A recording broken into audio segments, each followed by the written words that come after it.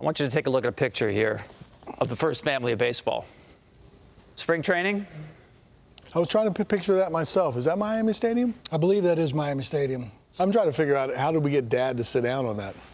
And be willing to take a picture? Yeah, for sure.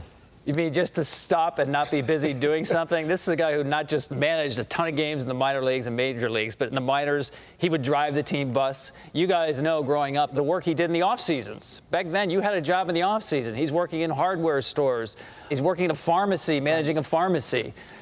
That kind of work ethic, guys, I mean, even as a young, growing up child, you had to notice that. How much of an effect did that have on you watching your dad work so hard at everything he did? Well, I'm sure you get asked this. I know I get asked it all the time, whether, where did your work ethic come from? And I was thinking, duh, right in front of us, Dad was there. And I don't think Dad didn't tell us to work hard. It wasn't him using his words, it was using his actions. That's what he did. He was a doer.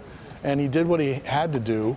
He found ways to do it even with lesser quality tools, like some of our tasks that we had. I always remember trimming the driveway with 2 nails, a string, and a hatchet. So the string was for a straight line, and the hatchet was to make the marks in the grass. And so, or our wheelbarrow at times was a reinforced wagon. That we had. We didn't have a wheelbarrow, so we couldn't get rocks and stuff, but we had a wagon that Dad did.